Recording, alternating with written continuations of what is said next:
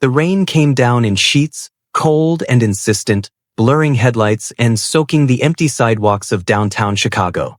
Beneath a flickering street lamp, a young woman in her mid-20s stood at a crosswalk, her oversized coat clinging to her as she held a fraying floral umbrella just wide enough for one. Her name was Clara James, petite, red curls plastered to her cheeks, eyes tired but kind. She had just left her evening shift at the diner, tips barely enough for groceries, and her shoes were worn thin from walking home every night. Yet when she saw a man without a coat standing still at the corner, shoulders hunched against the wind, something in her did not let her pass. "Do you want to share this?" she asked, nudging the umbrella toward him. He looked startled. His tailored trousers were soaked, expensive watch hidden under his sleeve, and his face, early 30s, clean-cut, striking, seemed oddly out of place in the storm. He hesitated, then stepped under without a word. For 2 blocks, they walked in silence, the quiet broken only by the sound of rain tapping against the fabric between them. Clara did not know that the man beside her was Julian Ward, owner of a luxury real estate empire, worth millions, recently vanished from public view. And he did not expect warmth from someone with nothing to gain. That small act, that 5-minute walk under a frayed umbrella, would awaken something in him long buried. Something that could not be bought. And Clara? She simply smiled and said, "Take care," before disappearing into the wet shadows. But he would not forget her face. Not tonight. Not ever. Julian watched her walk away through the mist, her umbrella bobbing like a small lifeboat in an ocean of gray. He remained rooted on the sidewalk, raindrops rolling off his now-drenched shoulders. For a man who had everything, penthouse views, boardroom power, private jets, he felt disarmed by the warmth in her voice, the way she had not asked for anything in return. It had been months since he had felt something real. Since he had walked away from the corporate world after the betrayal of someone he had trusted most. That storm had not just stripped him of his peace, it had fractured his belief in people. The next morning, Clara unlocked the back door of the diner where she worked.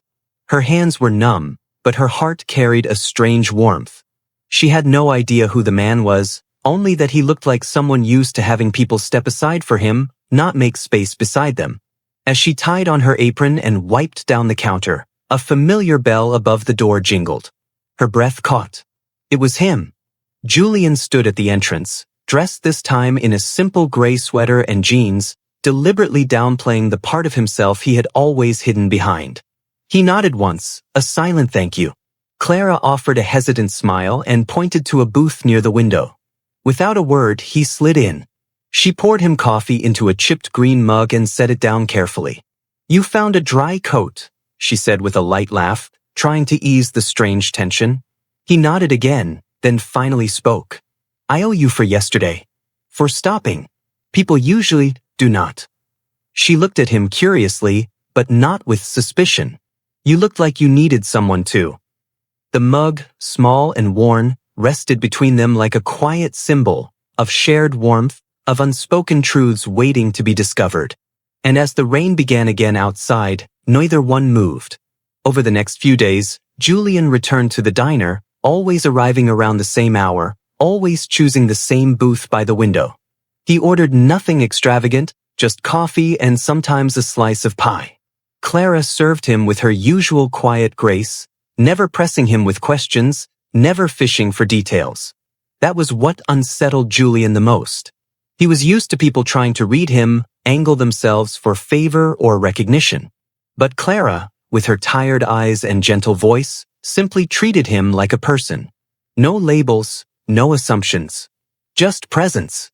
One evening, as the wind howled outside and only a few tables remained occupied, Clara sat across from him during her break. She sipped her lukewarm tea from the same chipped mug he had used on his first visit. They talked about small things, about weather patterns, about how the city always seemed lonelier in the rain. Julian listened more than he spoke, eyes occasionally drifting to the way she held her cup as if it were something sacred. That mug, now a shared object, seemed to anchor something between them, something fragile yet undeniable.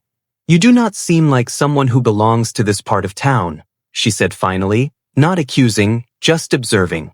Julian considered his answer carefully. Maybe I do not. Or maybe I needed to remember what it feels like to just be. Her gaze lingered on him for a moment. That can be hard in a world that only values what you have. He looked at her then, not with surprise, but recognition. She saw things. Not just what was in front of her, but what people tried to hide. And without knowing it, she had just touched the rawest part of him. Outside, the rain turned to sleet, whispering against the glass like a song only they could hear. Inside, the warmth between them grew quieter, deeper. The first time Julian saw Clara brush off a tip, he was seated close enough to hear her say, "Save it for someone who needs it more." The customer had tried to insist, but Clara smiled politely, tucked the bill into the man's coat pocket, and walked away. Julian stared at her from his booth, coffee cooling beside him. That moment unsettled something in him, because in his world, money had always been used to solve, to impress, to end conversations. But here was someone who gave value to what could not be bought. That evening, he followed her out without meaning to. She had stayed past closing, her apron bundled under one arm, scarf wrapped clumsily around her neck. The wind had picked up again. Her umbrella, the same frayed one she had once shared with him, threatened to give way. He quickened his steps, then stopped short as he saw her pause in front of a small grocery. She stepped inside and came out with a brown bag, its contents barely visible, but enough to know it was all she could afford.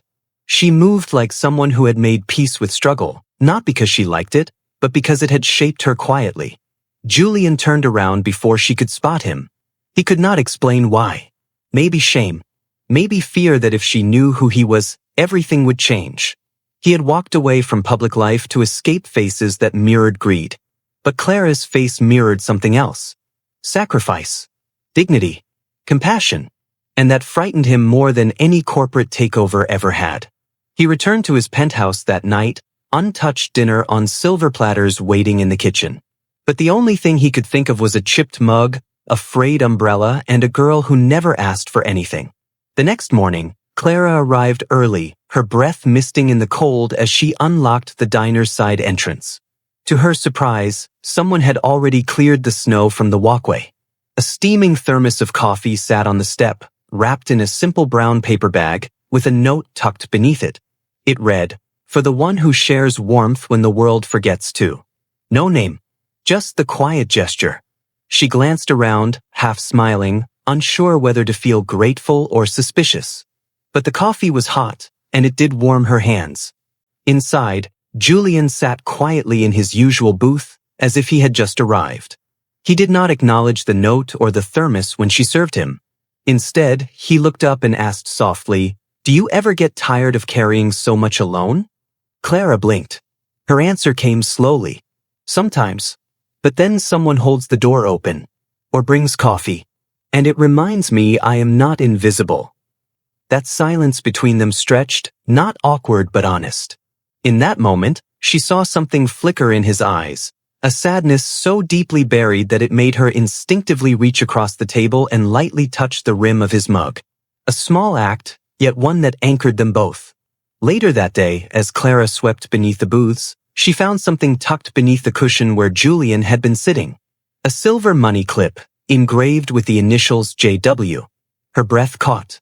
She had seen those initials before. On a headline, months ago. The real estate heir who vanished after a corporate betrayal.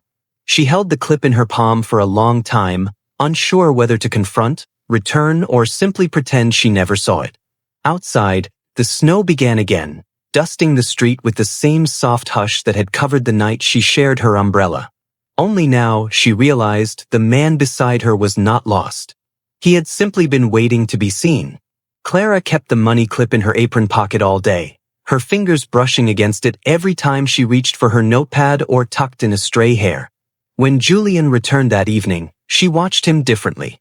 Not with suspicion, but with quiet recognition. He sat in the booth, his coat slightly damp from the snow, and gave her the same polite nod. She walked over slowly, the chipped green mug already in her hand. As she set it down, she looked directly into his eyes. "I think you left something behind," she said softly, placing the money clip on the table without drama or accusation. Julian froze. His gaze dropped to the object, then lifted back to her face. He did not deny it. Instead, he exhaled slowly, a breath that had waited too long to be released. "I did not mean for you to find out this way," he said. "I just wanted one place where no one looked at me like a walking headline." Clara sat down across from him, folding her hands in her lap. "You could have told me." "I was afraid," he replied, "that once you knew who I was, it would change how you saw me." "It does," she said honestly, her voice steady. "But not in the way you think." He blinked. Something softened in his expression. No one had ever spoken to him like that. Not without caution, not without calculation. In that moment, Julian realized he had been seeking not anonymity, but acceptance. And Clara, without meaning to, had offered it freely. Outside, the snowfall thickened, cloaking the world in silence. Inside, two people sat facing each other, not as a millionaire and a waitress, but as something simpler. As two souls who had shared a storm and found shelter in each other. The following week brought change in quiet waves. Julian began arriving earlier, sometimes before the diner even opened, helping Clara shovel snow from the steps without being asked. He never brought up the money clip again, and she never mentioned it either. But something had shifted. Their conversations stretched longer, filled with details they once guarded. Clara spoke of her father, who had been a mechanic before illness stole his strength, and Julian shared how his own family had grown distant once business became more important than birthdays. One morning, Clara arrived to find a small box waiting at her usual counter spot. Inside was a new umbrella. Sturdy, dark blue, with a handle carved in the shape of a rose. Tucked beneath it was a note, written in careful handwriting. "For the one who kept me dry when I was lost." She smiled as she ran her fingers over the polished wood. It was not expensive that moved her. It was the memory he chose to honor. Later that day, when the lunch crowd had thinned and soft jazz hummed through the speakers, Julian reached across the table with something else in his hand. It was a key. She raised her eyebrows in question. "I am opening a small cafe across town," he said. "Nothing fancy. Just a place for stories and quiet mornings. I would like you to run it. No uniforms. No trays. Just warmth." Clara stared at the key. Her fingers hesitated, hovering above it. It was not the offer that made her breath catch. It was the way he looked at her. Not like someone offering rescue, but someone offering partnership. "I need time to think," she whispered. "Of course," he replied. But even as she said it, she knew her life was already shifting. Not because he had money, but because he had stopped hiding. Clara took a full day before returning to the booth where Julian waited. He did not press her, did not ask for an answer the moment she stepped through the door. Instead, he stood as she approached and offered her the chipped green mug, filled just how she liked it, 2 sugars and a dash of cream. She took it quietly, eyes fixed on the key he had placed on the table between them. It rested on a linen napkin, unassuming but filled with promise. "I have never had the luxury to dream," she said at last, her fingers circling the mug. "Most days I just try to make it to the next." Julian nodded, listening as if every word carried weight. "Then let this be a place where dreaming is not a luxury, but a beginning." She glanced out the window. Snow still blanketed the streets, but the sky had softened, streaked with pale light. Inside, the hum of the diner faded into stillness. She reached forward, picked up the key and held it in her palm, the metal warming quickly against her skin. "I will try," she said, voice quiet. "But only if it is ours. Not yours, not mine. Something we build together." Julian's smile came slowly, the kind that started in the eyes before it touched the mouth. He extended his hand across the table, not for a shake, not for formality, but to hold hers. She let him. In that diner, under soft lights and the memory of a rainstorm, 2 people found the courage to begin again. Their journey had not started with wealth or grand gestures. It had begun with something far simpler. A shared umbrella, a chipped mug, and the choice to show up again and again. Months passed, and the new cafe opened its doors on the edge of a quiet park, tucked between a bookstore and a florist. The sign outside read, "The Second Cup," hand-painted in soft gold letters that caught the afternoon light. Inside, The walls were lined with mismatched shelves and handwritten notes from customers, pinned up like confessions. The chipped green mug sat behind the counter on a small wooden ledge, untouched but never forgotten. Clara had placed it there herself, a reminder of where it all began. Julian never imposed his name on anything. He worked in the back some days, cleaning tables, fixing hinges, sharing stories with customers who had no idea who he was. He smiled more now. Not the polished kind for board meetings, but the quiet kind that lingered after someone shared a piece of their life over coffee. Clara thrived. She decorated the cafe with pressed flowers and thrifted frames. She knew every regular by name, and somehow always remembered who liked cinnamon in their tea. People said the place felt like a home they had forgotten they missed. And when they asked who started it, she always said, just two people who needed a second chance. One evening, as the sun melted behind the trees and soft music filled the cafe, a woman walked in soaked from a sudden spring shower. Clara immediately grabbed an umbrella from the rack near the door and handed it over with a gentle smile. "You look like someone who might need this more than we do," she said.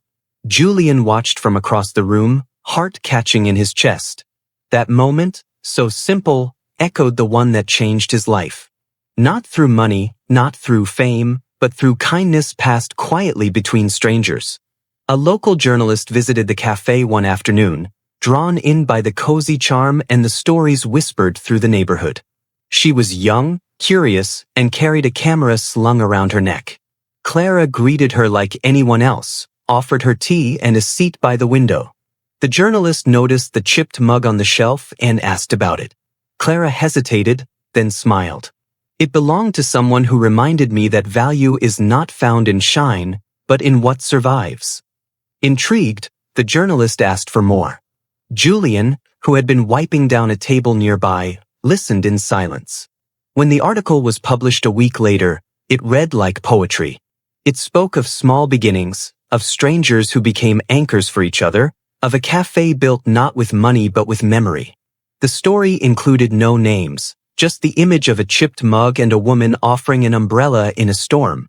The cafe grew busier after that, but not with noise. With warmth.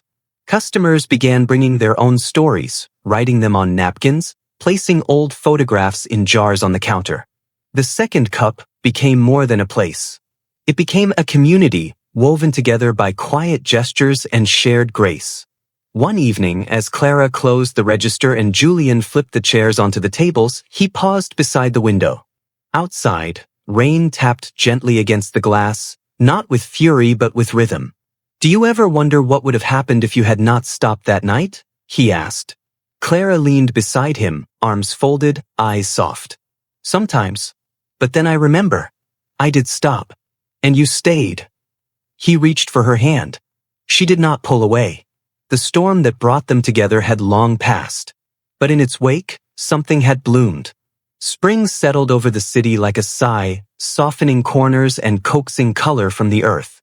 Outside the cafe, tulips bloomed near the curb, their petals brushing the legs of passing strangers. Inside, the air smelled of cinnamon and fresh paper. A small chalkboard near the entrance now read, "Leave something behind if it helped you heal." Over time, the shelf beneath it had filled with quiet artifacts. A broken locket, a torn postcard, a baby shoe, a folded letter that simply said, "I forgive you." One afternoon, Clara found Julian standing alone in the back garden, the sunlight threading through his hair. He held the rose-handled umbrella in his hands, carefully wiping away a small streak of mud along the tip. "It is still here," he said without turning around. "It always will be," she replied. They sat together on the old wooden bench beneath the flowering dogwood tree, watching the branches sway. Julian reached into his coat pocket and pulled out the money clip she had returned long ago. It had been polished since, but the engraving remained the same. He placed it in her hand. "Keep it," he said, "not as a reminder of who I was, but of who I became." Clara closed her fingers around it. She understood. A young couple walked past the garden gate just then, their laughter floating in the air. The woman was holding an umbrella, slightly too small for both of them, and they bumped shoulders as they tried to fit beneath it. Julian and Clara exchanged a glance, quiet smiles shared between them. Every beginning hides inside a simple moment, a choice to pause, a decision to care.